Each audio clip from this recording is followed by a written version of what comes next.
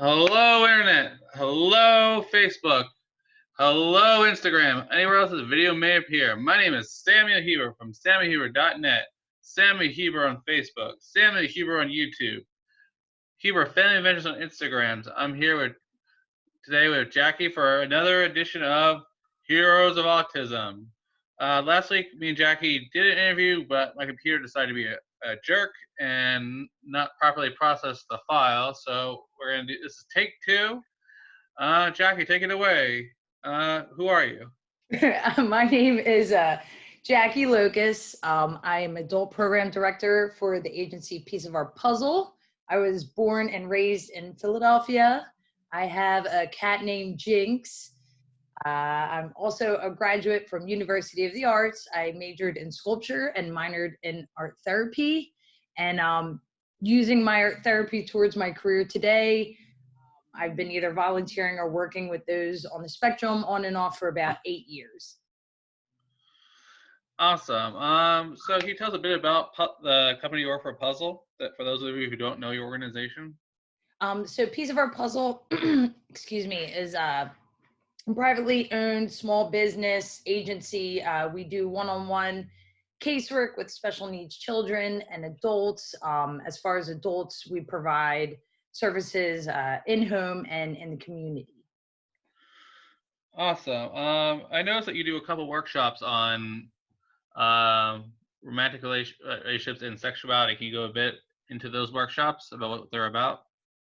So we were in the process pre-quarantine of trying to get workshops together about sexuality, about the knowledge of your body, relationships, boundaries, as well as social skills groups that aren't necessarily just getting together and chatting, kind of pinpointing on the little aspects of social skills as far as like back and forth conversation, volume, tone, boundaries, as far as when you're talking to somebody. So getting those little fine details in. Mm-hmm. So that being said, what are some of the biggest challenges that you have seen with your clientele when it comes to sexuality and relationships? I feel like a big challenge, at least for female clients, is really understanding their body and the worth of their body to themselves. Sometimes we have like a lot of self-image issues, and how to appropriately express your wants and needs without, I guess, going overboard to somebody you're interested in, and how to safely go about growing relationships with people who are more than just friends. Mm-hmm. So how has your perspective on autism changed due to workshops like this? Because sexuality is not a topic often talked about in the circles of autism. As far as on sexuality, I guess I was a little ignorant to it and didn't even process the fact that relationships and sexuality is so important to those on the autism, because you're so focused on like daily living skills or things within the home, that you don't think about all the things that make up a human being that are wants and needs. Mm-hmm. Getting to know the adult community a lot better. This is an important topic. This is a topic, like you said, isn't normally discussed, and I feel like there should be more people out there really giving that information out for them to access. Mm-hmm. Why do you think that this topic is ignored by so many people? I think in general it's a touchy topic, and I feel like there's so much focus on academics and in-home community skills that kind of gets put by the wayside. Also, in most cases, that comes from maybe the parents, and they're not quite prepared or Mm-hmm. afraid to touch that topic or to let somebody else speak on their behalf about it per se. Mm. So I feel like that people are really afraid in general of it, so it doesn't help for the autistic community. Right. So how would it for the parents that actually do want to know and actually do want to help their children understand their sexuality? Where's a good place for them to start? I mean, fortunately today we have the internet. We have a lot at our fingertips to sift through and research and present. I know ACERT has a great collection of I guess pamphlets or brochures of sorts that are more social stories geared towards explaining relationships, explaining your body, explaining boundaries, all in visual form. And you know, as you do, and I'm trying to do, there's always going to be workshops out, not every week, every day, but you know, definitely something to keep an eye out for as well. Hmm.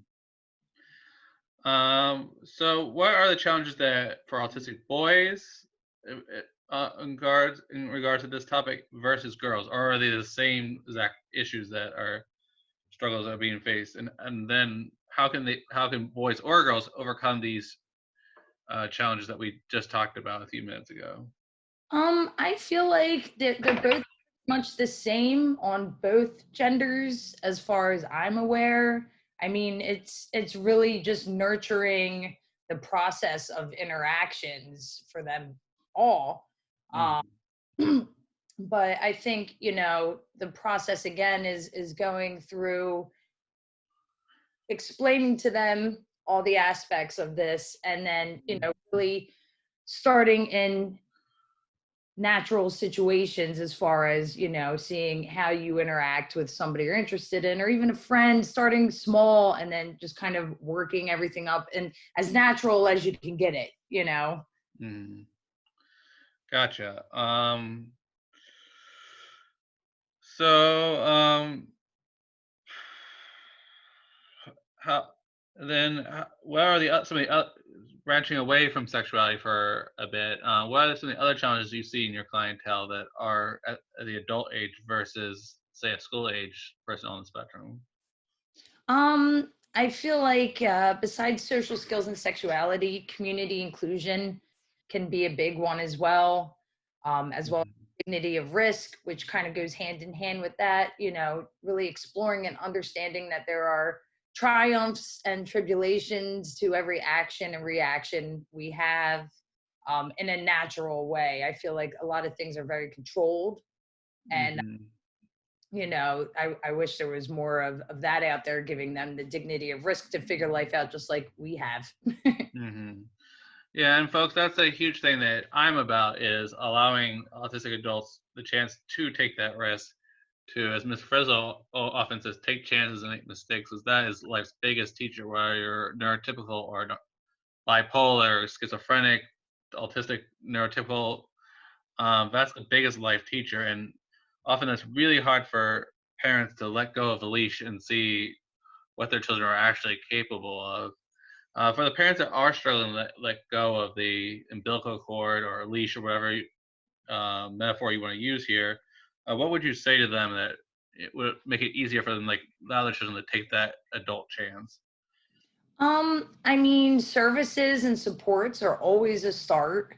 Mm, That way, you know, it's not, I know we're all a little rebellious towards our parents, but it does provide a little more freedom to have someone else besides your mom or dad go out into the community and figure things out. You know, mhm, be making that chance of letting them go hang out independently if possible with their good friend or, you know, social group. Um, mhm, it's small things to make the parents feel comfortable, give them their freedom, and you know, it's all about trust at the end of the day. So you really don't know until you see it happen. mhm. Um, and how would you for if you had an autistic adult client come in and says, "I want to have this conversation with my parents, but I don't know how." How would you help them start that conversation with their parents I mean, instead of if just being the rebellious teen? Oh, f my parents, f this, f no. Like how the in a mature way say, "I want to try things for myself as an adult." I mean, you can definitely role play. You can definitely have that conversation with them first prior to them going to their parents. You know, even offering myself or their personal care assistant to be there as support, even though they'll be the one initiating that conversation, and kind of a little bit of a buffer if necessary for that back and forth interaction after that point. Mm-hmm. Um, And how do autistic adults form meaningful relationships? Because the stereotype is that we are incapable of showing empathy. We're incapable of forming a meaningful relationship with another person without someone over our shoulder pulling the strings. How can an autistic adult, without someone putting like a gun to their back, or metaphorically, of course, um, like just go out on their own and form meaningful relationships without some sort of caregiver? I mean, if they finally have that trust with their parents and the independence to go out and do that, I mean, it's something you can process weekly with them. You can process per interaction with them after the fact. It doesn't have to be embarrassing. It doesn't have to be done right then and there in front of whomever, and really, try to help self-regulation. That's really important for these conversations, and independence is like, even though you may not really care if they feel bad, it's understanding that they've expressed to you they have, and that you have to honor it just as much as they have to honor your feelings in the conversation. Hmm. Yeah. So, guys, the big thing that she said to translate for people like me is, we want you to go out and try, and then you can come back and talk to mom and dad about what you experienced, rather than you talk to mom and dad before you even have the experience. Because you're, as an adult, mom and dad are not always going to be there to be like, well, Jonathan, it may go well, it may go bad. This may happen. This may happen. At some point, your parents, unless they are some magical being, are going to die. And that's something a lot of young adults on the spectrum really struggle with, because they've always had someone over their shoulder making those big life decisions. What do I want to do with for a career? What kind of girlfriend or boyfriend do I want to have? But those are things you can never know unless you go out and actually experience life. And mom and dad are not infallible. They do not know everything, and that's something I have learned over the years, as being someone on the spectrum, and used to someone prompted me through life. But I wasn't never happy. But to find happiness, I had to start making my own decisions, and that should be any young autistic adults listening to this video. That should be your motivator, your happiness. Any decision you make should be out of love for yourself. Um, and I think that's one of the huge things missing in teaching young adults how to be an actual adult, not this perpetual teenager their entire adulthood. Still, still like wanting all the fun of being an adult, but none of the responsibility. You have to take on the responsibility of an adult in order to actually have an adult life and a life of your own. And I think that's a concept a lot of us struggle with, this idea of taking responsibility. And I think you hit a good point too about the self-love. I feel like a lot of that can be lacking. And like you said, that's probably one of the first steps in, figuring out the rest that are lacking in your life. Mhm. Always told you need to do things this way, and it has to be this way, and you shouldn't do this or you shouldn't do that, and it kind of almost becomes robotic, and finding yourself is very important in fulfilling all aspects socially and sexually. Yeah, yeah. Being robotic, guys, is not sexy. Um, Unless they're into that. Unless they're into that. But the key thing is just being yourself, um, and your parents have come to love you, and someone else will out there eventually will love it too. But you're gonna have some, excuse my language, shitty boyfriends, shitty girlfriends. And guess what? Your parents had shitty boyfriends, shitty girlfriends, too. But then they eventually found each other, and they have a wonderful relationship. And it's unavoidable. Like, your first love may be the one, it may be the fifth, sixth, seventh, but it's just experience is sexy, and that's what led me to using my autism as my pickup line through my experiences in processing. That's what allowed me to meet my wife and actually form a deeper bond with her. And it's about asking those deeper questions rather than what sports you're into, what music you're into. It's about diving into what makes the other person them.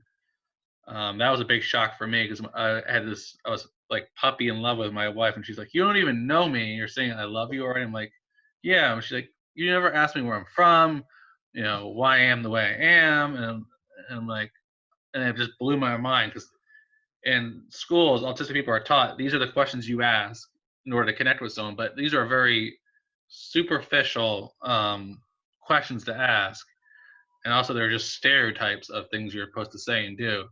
And I've discovered as an adult, it's all bullshit, folks, because not even neurotypical people follow these rules or these supposed things you're supposed to say and do. And every person you interact with, it's you met one person, you've met one person, which is a change on the phrase of you met one person with autism, you met one person with autism. For my other Aspies out there, you've met one person. The next person's going to be totally different because their life experiences are totally different. Um, and so Jackie, how would you prepare someone for the fact that people are freaking unpredictable? That's very difficult. I really think, you know, you can prep to some extent. I mean, going through scenarios or, going through maybe even sharing your own experiences and being like, look, just like you said, like this person was crud. Now, not every person's going to be crud. I know it feels that way right now, but, sometimes the grass is always greener. Sometimes it's really not. So this is a process that you have to go through.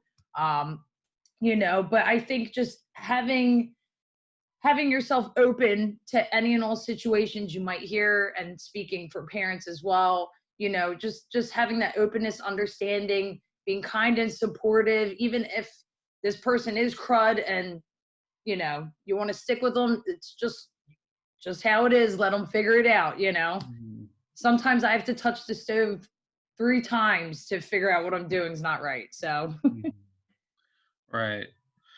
And then the most important way to really find what you actually want in a relationship is through self-care, which is something that beyond brushing your teeth and bathing yourself is not really talked about in the autism community. Like, what does self-care actually look like, Jackie? I feel like for every person, it's probably different, and that's an individual question.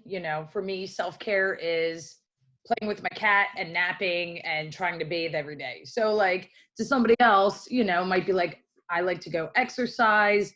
I like to do puzzles for my brain. So I think, helping anybody figure out what is their own self-care and, coping mechanisms for when things aren't quite right is very important, and then, letting them know you can figure and do that yourself. You don't have to come to me, try to remind yourself like, this is what I need to do right now. Mm-hmm. Perfect. So we covered a lot in about like 20 minutes. But I'm sure there's like something that we have not discussed yet that you would like to see change about how people see autistic adults. What would that be, and why would you have it? Why would you change it? For me personally, the biggest change of my perspective was, like you mentioned, you meet one person with autism, you meet one person with autism. Throughout my years of, expanding my horizons on the autism or autistic spectrum, I found that, like, how different we all are, how complex we all are, no matter what our labels are. And, Mm-hmm. you know, those on the spectrum do not need to live in a bubble. The dignity of risk is so important. Inclusion is so important. I wish that more communities would be open to having, more inclusive events for everybody, and be prepared and handled appropriately to whatever may happen. Maybe even education to communities on, like, this is what you can do to help and be supportive instead of totally being shut off. Mm. Perfect. So how can people find you and get involved in with your company puzzles? Piece of Um, puzzles. it's all right. It always gets confusing sometimes. um, but if you feel the need, you want to reach out, ask me any questions, you can definitely contact me at my email, which is jlokus@pieceofourpuzzle.com. And then as far as Facebook and Instagram, Piece of Our Puzzle has both. We like to provide resources and events, especially really jacking it up now with the quarantine. So please go and give a like, check it out. We're always doing silly, fun stuff and also providing awesome resources. So Awesome. Jackie, thank you for all the information. This was a very lively talk, and I hope it starts a lot of conversations in households across the world that we want love, we want sex. Let's just talk about it and stop being so damn awkward about it. It has to happen sometime. Because we're adults too. All right, this is Sam Heber from Heroes of Autism signing off.